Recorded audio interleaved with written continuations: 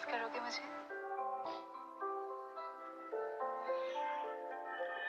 नहीं।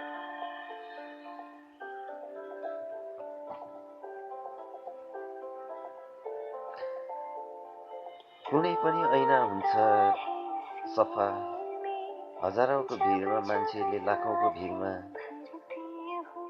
देख्छन् अरूको गल्ती। र त्यो जुन मान्छेले त्यो गल्ती देख्छ, भन्नु त भन्छ कि आफ्नो गल्तीको लागि, एउटा गल्तीको लागि हजारौं गल्ती गरेको हुन्छ, एउटा गल्ती लुकाउनुको लागि। तर त्यो गल्ती त पिक्चरको कहानीमा मात्रै हुन्छ। तर मानवताको जीवनमा त यो हुने सम्भव नै छैन। ऐनामा फर्केर ऐनालाई करायो भने, त्यो ऐनालाई गल्ती देखाउँदै करायो भने त्यो त आफूलाई नै देखाएको हुन्छ। किनकि त्यो ऐना त सफा नि सधैँ रहेको हुन्छ। किन त्यो ऐनालाई हिर्कायो भने ऐना टुटेर जान्छ, तर आफ्नो हात काट्छ। तर त्यो ऐना फुटेर जाँदा पनि आफ्नो हात काटेर राखेको हुन्छ। त्यो दाग चाहिँ हुन्छ नि, मान्छेको लाइफमा सधैँभरि बसेको हुन्छ। तर त्यो ऐना त बिचरा फुटेर जान्छ।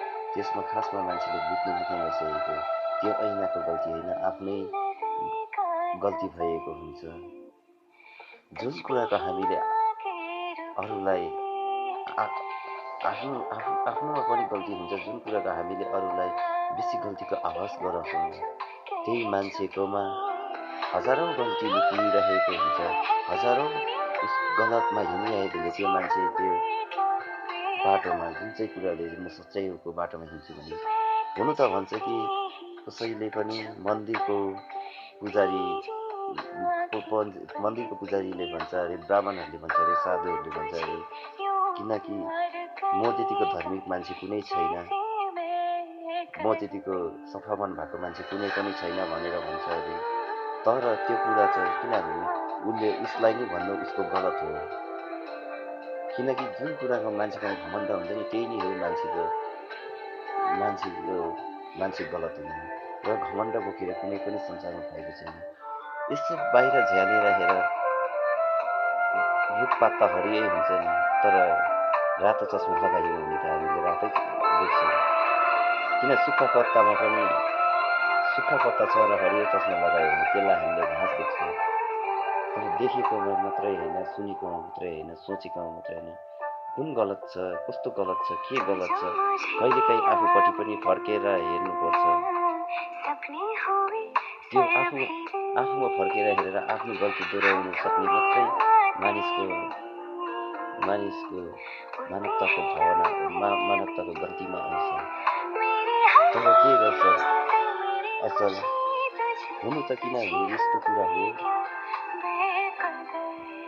ऐना सफा हुन्छ, पानी सफा हुन्छ, ऐना चोखो हुन्छ, ऐनालाई गल्ती ठहराउँदा आफूलाई देख्छ। पानी सफा हुन्छ, पानीको कुनै पनि रङ हुँदैन। र पानीको रङ हुन्छ भनेर खोज्नु गयो भने नदीमा कस्तो कलर हुन्छ भनेर पौडिनु गयो भने आफै डुबेर मर्छ। तर जुन मान्छेको गल्ती हुन्छ नि, त्यो गल्तीले नि आफैलाई हानि पुर्याउँछ। सोचेको कुराहरूमा तर देखेको कुरा भनाइमा कहिले पनि सुन्नु हुँदैन।